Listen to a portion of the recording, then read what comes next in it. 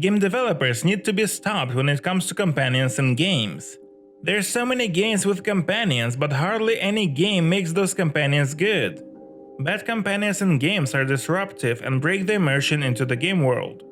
And when it is a game where having companions is optional, it is not that bad. But in games where it is mandatory, it is straight up torture.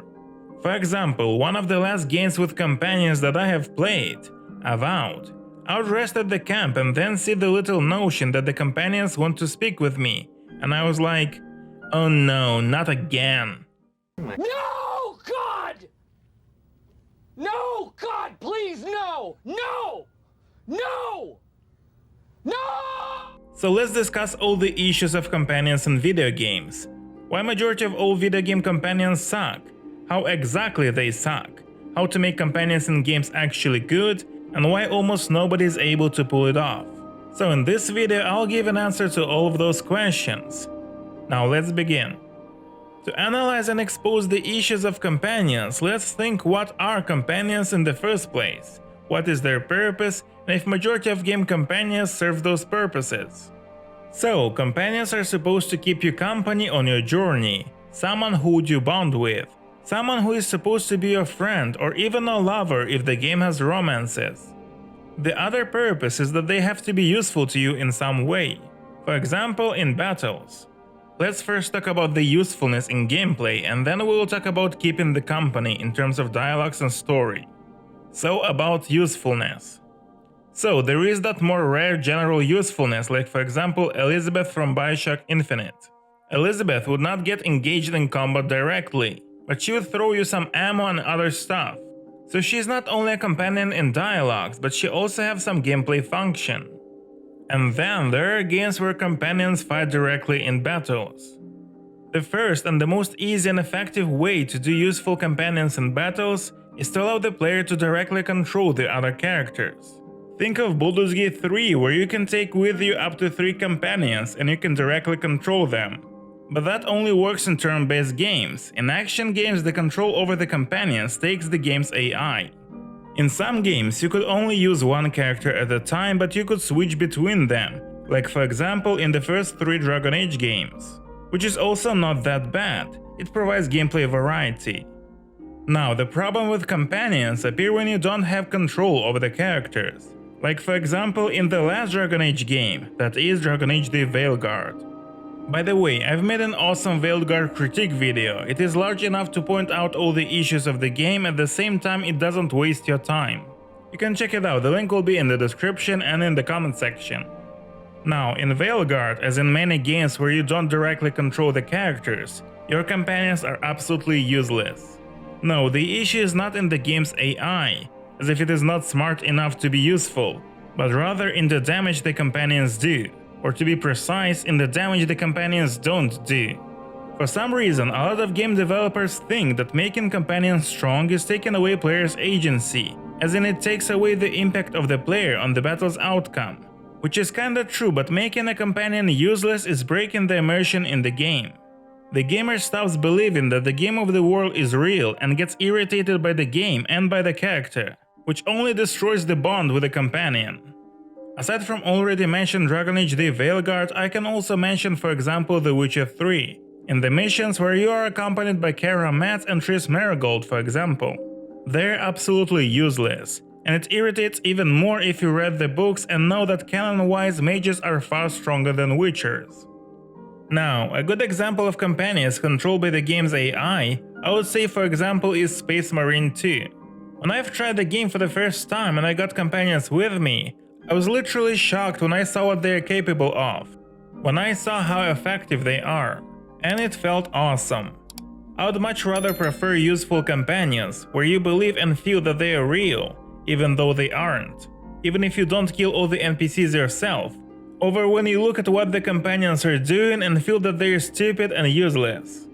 But hey, maybe you think I'm wrong, so tell me in the comments, would you rather have useful companions or useless ones?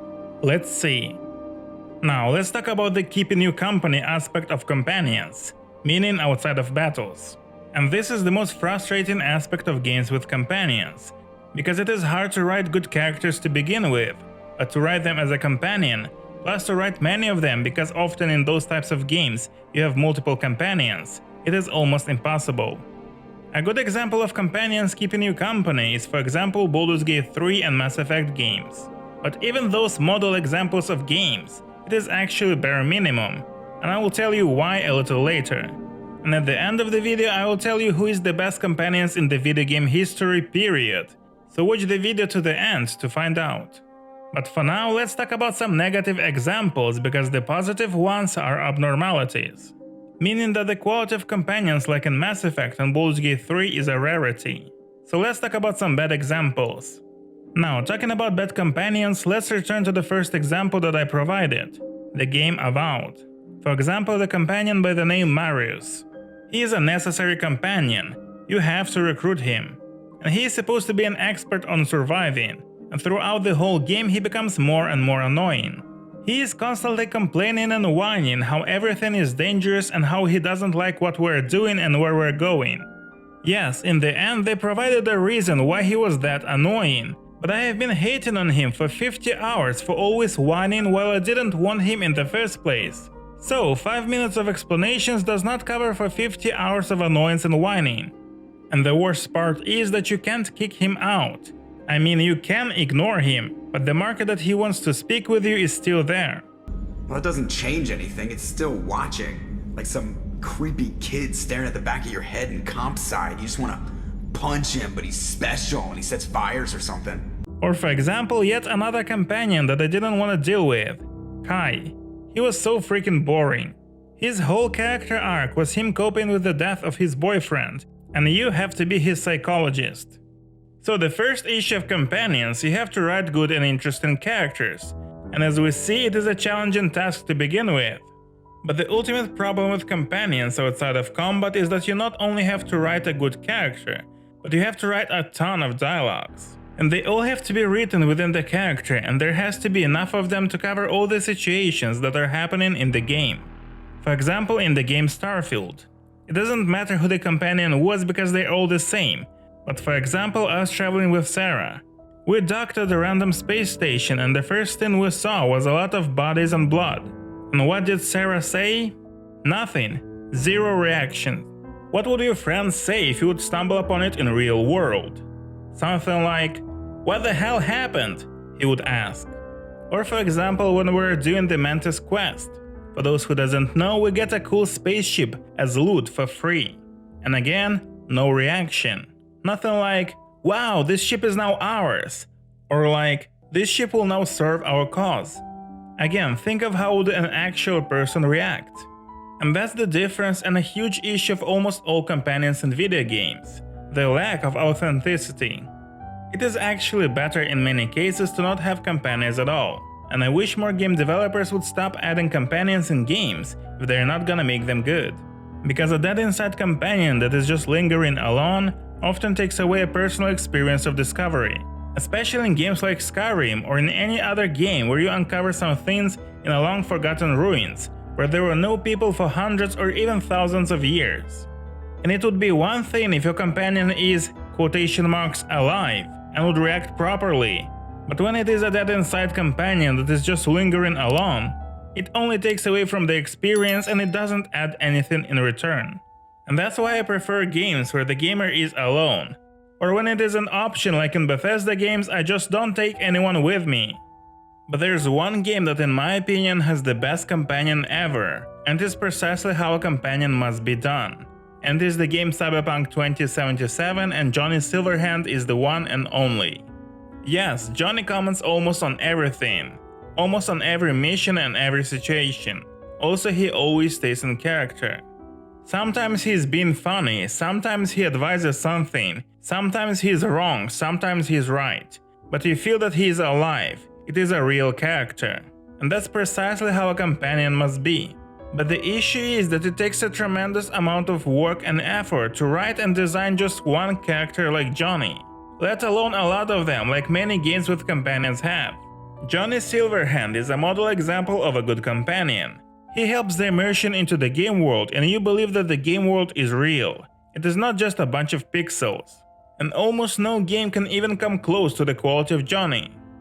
Even games like Baldur's Gate 3 and Mass Effect games that are doing companions very well, even they have issues with companions and dialogues. Or if to be precise, with the amount of dialogues and with their casualness. In Baldur's Gate 3 and Mass Effect games, either on the ship or the camp, usually after some missions and events, you have new things to discuss with your companions. But eventually you hit a wall of exhausted dialogues when characters don't have things to say, and the feeling that everything is fake and you're playing a game is creeping in. And that's how immersion breaks. And mind you, Baldur's Gate 3 and Mass Effect games have one of the best companions in video games, but even they have limits. And what I think games like Mass Effect and Baldur's Gate 3 lack is the casualness in dialogues. And the best example of casual dialogues in games is in the game Metal Gear Snake Eater. And it is dialogues with the paramedic. Every time you save the game or hunt an animal or find a new food, you have new and new dialogues, and the sheer amount of them for such a small game is impressive. When you save the game, for example, you are talking about movies. And even though I rarely watch movies because games are my movies, but I would listen to all of them and I would look forward to those conversations. Again, they're very casual, you don't talk about the mission as you do often with many companions in games. Or for example, I found some ramen on a military base and she commented on it and said that she would like to try it herself. And I kept it because I thought maybe it is possible to bring back to the base at the end of the game and have some unique dialogues. I think many games, even the good ones, lack that casualness in dialogues with companions. Like for example in Cyberpunk, when you have a date with Judy or Panam, even though they aren't conventional companions, but anyway, you have like 5 dialogue options, and then it is just emptiness. And you can have as many dates as you want, but there is just emptiness. You don't have a reason to make another date even though you have the option. It would be nice to have a casual conversation with Panam or Judy. You know, to talk about something aside from how the hookers at the clouds are doing, or how Judy's editing corn. About something casual, like the conversations with the paramedic, so you wouldn't hit the emptiness wall of exhausted dialogues. And that's what even great games like Baldur's Gate 3, Mass Effect games, and even partially Cyberpunk miss. I would say that it is a lost art of casualness in games.